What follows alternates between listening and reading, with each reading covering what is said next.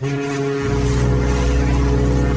julio de 2015 se cumplieron 100 años de la primera invasión militar estadounidense a Haití. Para hacer un repaso de este crimen colonial y cómo resistió el pueblo haitiano, conversamos con Henry Boisrolin del Comité Democrático Haitiano. La entrevista se realizó para la edición 79 de Caribe Nuestro y se divulgó el 26 de agosto de 2015. A continuación, escucharás la entrevista completa. En la cubierta. En julio de 2015 se cumplieron 100 años de la primera invasión militar estadounidense a Haití. Un siglo y todavía Washington no se ha disculpado por este atropello a la dignidad y la soberanía del pueblo haitiano. Para hacer un balance de esta invasión, montamos a esta hora a este barco informativo a Henry Boisrolin, ciudadano haitiano residenciado en Argentina y coordinador del Comité Democrático Haitiano en esa nación sureña. Henry, gracias por estos minutos para Caribe Nuestro. Lo primero que queríamos saber, Henry, para las personas que están afuera de Haití y que no conocen mucho de la historia, ¿qué excusa usó Estados Unidos para invadir Haití? Jorge y Henry, estaba leyendo algo de la presencia de una activa comunidad alemana en Haití en esa época, cuando comenzaba la Primera Guerra Mundial. Bueno, los Estados Unidos en aquel momento empezaron a pensar y a practicar y a desarrollar lo que nosotros conocemos después en la historia como el expansionismo del imperialismo norteamericano. Eso es un primer dato que hay que tener en cuenta. La ocupación de Haití responde fundamentalmente a esto. En segundo término, es cierto que había una presencia alemana importante, también y también francesa. Eso significa para Estados Unidos poner su dominio y excluir o neutralizar la presencia europea en Haití. Los pretextos tomados son que en Haití había muchos disturbios políticos, no había estabilidad, los presidentes había muchos levantamientos, los presidentes no podían terminar sus mandatos. Entonces esas cosas fueron los pretextos alegados por ellos para poder operar el 28 de julio de 1915. Pero es necesario entender que en diciembre de 1914, es decir, antes del desembarco del 28 de julio, los Estados Unidos robaron la reserva de oro del Banco de Haití y ellos llevaron esta reserva a los Estados Unidos. Entonces, es una cosa premeditada muchísimo tiempo antes, calculada, y si uno se fija en la historia, uno se va a dar cuenta que Estados Unidos invadieron Haití, luego República Dominicana, Nicaragua, etcétera, etcétera, etcétera.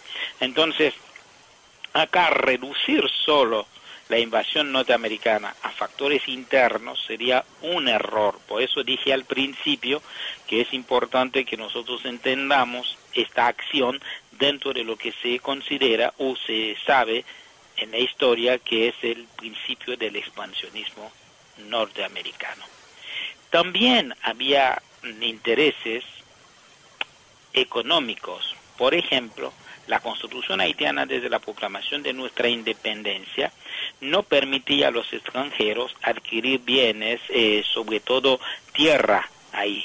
Lo primero que hicieron ellos al entrar es dictar una nueva constitución para Haití, donde anularon efectivamente esta prohibición y después controlaron las aduanas, etcétera, etcétera. Una ocupación que transformó a Haití, a mi entender y al entender de muchos, sobre todo del campo popular, una ocupación que transformó a nuestro país en una perfecta neocolonia de los Estados Unidos y la base fundamental para poder entender la crisis ininterrumpida de la formación social haitiana hasta hoy, el empobrecimiento cada vez mayor del país, ¿no? Entonces, si bien la ocupación se retiró en 1934, pero nunca dejó Haití. Es decir, Haití se encuentra bajo ocupación norteamericana desde 1915 hasta hoy, de distintas formas. Henry, ahora queremos que nos cuentes un poco de la resistencia haitiana. ¿Cómo resistió el pueblo haitiano a esta primera invasión estadounidense? Leímos de las luchas de los cacos, los campesinos en armas. Bueno, Es una excelente pregunta también, porque el pueblo haitiano han vendido a una imagen, sobre todo el imperialismo norteamericano, hablando de Estado fallido, poniendo un pueblo fallido. Falso. Un pueblo que tiene una historia casi única. Es el único lugar donde los esclavizados pudieron levantarse y vencer. La gran revolución de 1804, eso que representó un desafío a la modernidad y ayudó a la liberación de muchos otros. Durante la ocupación, hay que tratar de ver también, con respecto a la primera pregunta, que los Estados Unidos pudieron hacer eso también gracias a la traición y complicidad de las clases dominantes haitianas, de las élites haitianas. Eso hay que tenerlo en cuenta, pero no del pueblo haitiano, ¿no? Entonces, el pueblo haitiano resistió de distintas maneras, hasta levantamiento armado, fundamentalmente de los cacos, dirigidos por Chalmay Peralt y luego por Benoît Batraville. Aprovecho para recordar un hecho histórico. El jefe de la resistencia guerrillera, Chalmay Peralt, cuando fue asesinado por las tropas norteamericanas, su cadáver fue clavado sobre una puerta y expuesto, una forma de presionar, de impresionar, de dar miedo a la gente. Entonces los supuestos civilizados lo que hicieron fue esto: clavar el cadáver de Chalmay Peralt y exhibirlo durante varios días así, ¿no? Entonces lo que llevaban la democracia, la paz, la civilización, etcétera, etcétera. Entonces yo quiero recordar también que durante la ocupación norteamericana, ellos, porque unos campesinos en el sur, en un lugar que se llama Machater, se levantaban en contra de la ocupación y en contra de la carestía de la vida, de los impuestos que le habían puesto, los norteamericanos abrían fuego sobre esta gente. Era una marcha pacífica, ¿no? Y asesinaron a 22 campesinos e hirieron a 51.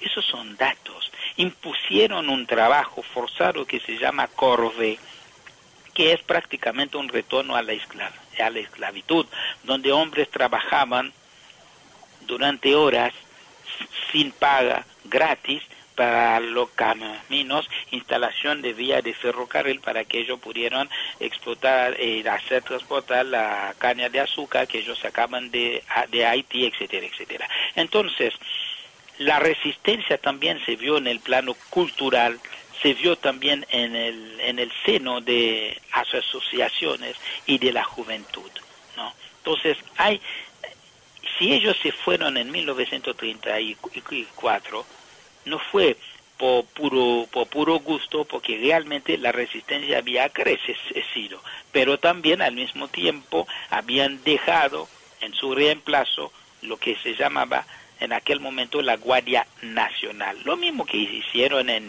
Nicaragua con la Guardia Nacional, dominada por Somoza después, ¿no? Entonces no es nada nuevo.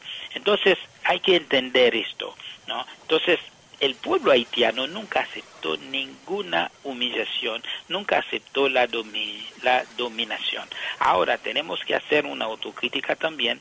En la dirección del campo popular haitiano no supo o no pudo todavía revertir esto, pero no significa que el pueblo haitiano no haya luchado y no sigue luchando. Y aprovecho para decir que tengo plena confianza en la capacidad del pueblo haitiano, no solamente para resistir, sino para vencer. Es por eso nosotros entendemos que una mejor solidaridad, tal como lo brinda Venezuela, como lo brinda Cuba, Haití, ¿no?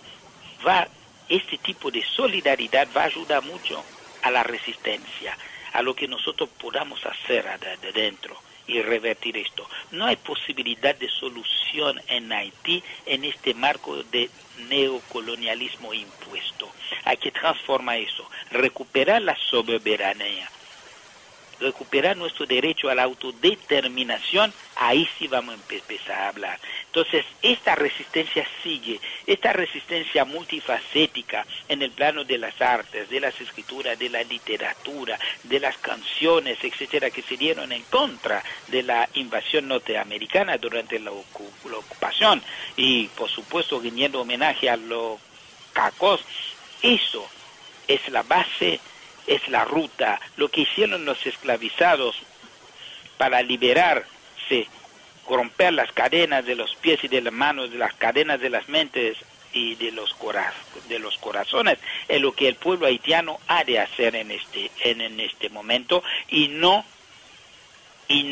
seguir los cantos de sirena, tal como lo plantea la embajada norteamericana ayer, llamando al pueblo haitiano a votar. Qué valiente esa gente que resistió ante la bota militar estadounidense.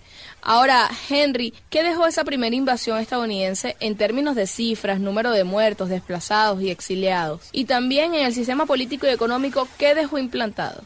Correcto. En cuanto al número de cifras, no hay una cifra exacta, pero está, por lo menos, según las investigaciones, está entre los 12.000, 15.000 muertos asesinados por la ocupación. En cuanto a materia económica, ellos, como yo había dicho anteriormente, cambiaron la constitución, dictaron una nueva constitución, controlaron la aduana, los bancos, es decir, ellos pagaban a los funcionarios, eligieron sus presidentes, ¿no? Entonces transformaron a Haití en una perfecta neocolonia de los Estados Unidos. Eso es. Todo lo demás es pantomima, es mascarada, es una máscara, ¿no? Es decir, lo fundamental, la ocupación norteamericana es esto. Dejo en el plano político esto, ¿no? ¿Qué sé yo? Un país controlado por los Estados Unidos. Y económicamente un país funcional a los intereses de ellos. En algún momento, por ejemplo, Haití fue conocido en el mundo como primer país exportador de pelotas de béisbol, porque las compañías norteamericanas fabricaban la pelota de béisbol ahí, porque pagaban $5 las 12 horas. Entonces, y cuando en Haití no se juega el béisbol, no es como Cuba, como Venezuela. El deporte de nosotros es el fútbol, ¿no? Entonces uno tiene que entender, en este momento han instalado las zonas francas, donde Haití ahora en la División Internacional del Trabajo es el país de la región que da mayor cantidad de mano de obra súper barata, ¿no? Es funcional a los intereses norteamericanos. Haití tiene minas de oro, etcétera. ¿Quiénes explotan esto?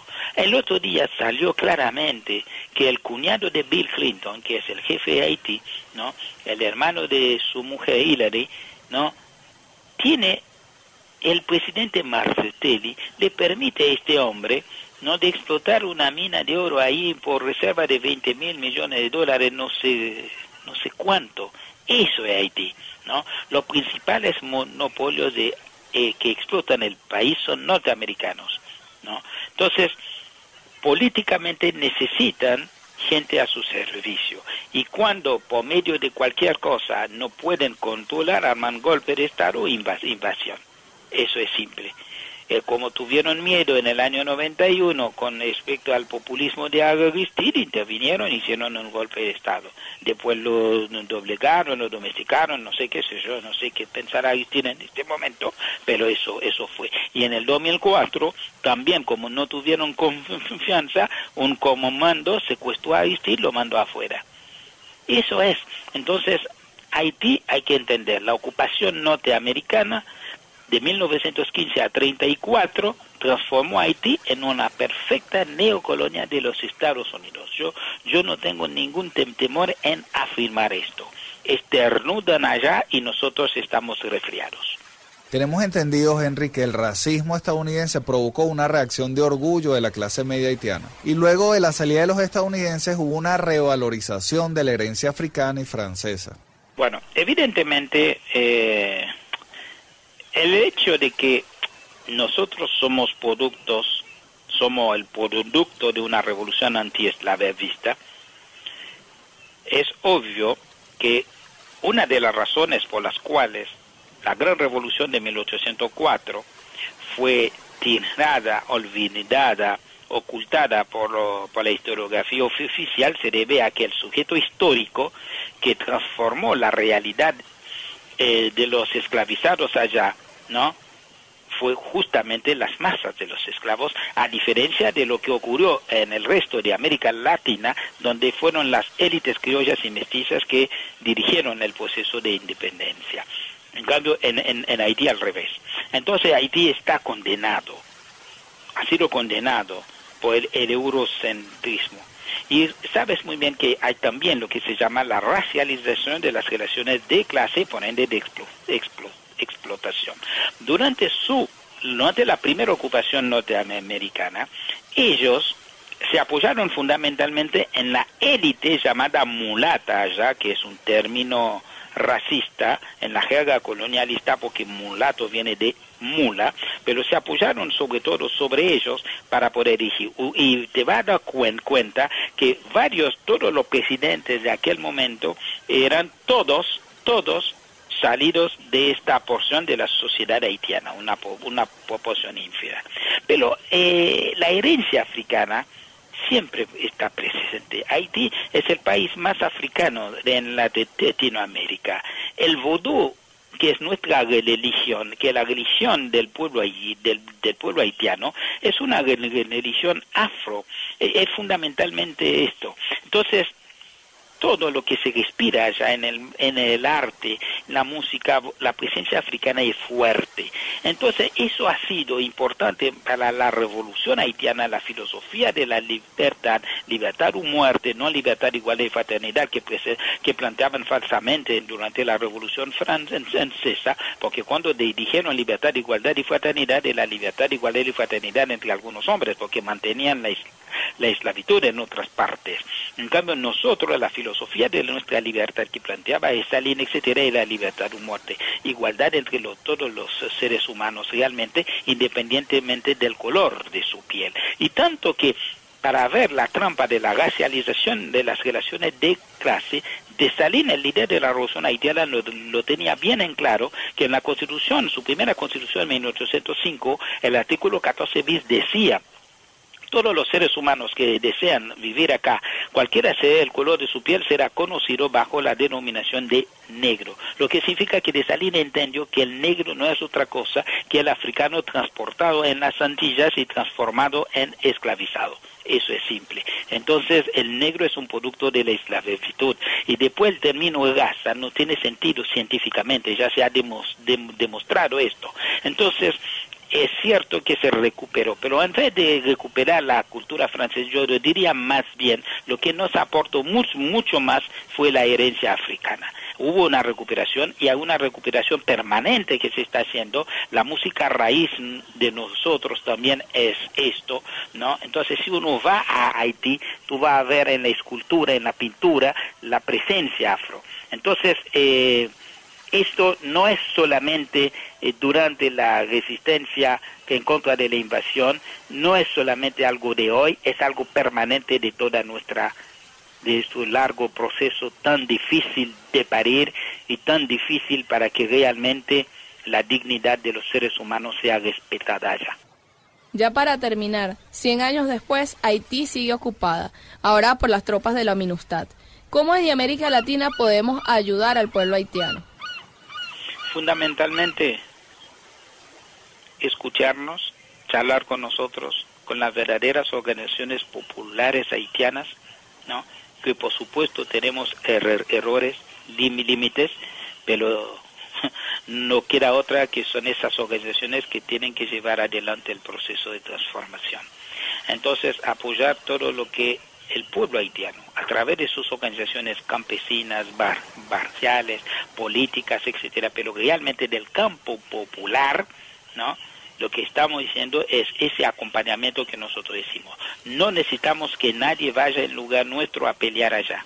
Nosotros sabemos que el mayor esfuerzo lo tenemos que hacer, pero lo que sí, que no nos pongan trabas, que no apoyen gente que nos están matando, hipócritas, cínicos, oportunistas que aprovechan una situación, ¿no?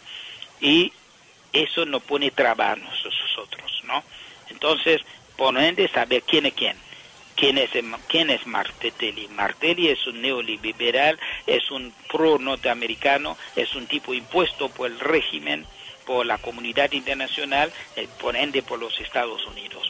Entonces, hay que conocer mejor nuestra historia, ¿no? Compartir con nosotros algunas experiencias y para poder determinar en el momento dado, a partir de la recuperación de nuestra soberanía y de nuestro derecho a la autodeterminación, sentar y actuar. No fiscalizamos a nadie, pero no necesitamos que nos fiscalicen. Entonces, con el mayor respeto posible a este pueblo que ha escrito una gran historia que nadie ha escrito, ¿no? Y que sigue resistiendo de pie y defendiendo su dignidad. Necesitamos una mayor comprensión de las verdaderas causas de los problemas que nosotros tenemos.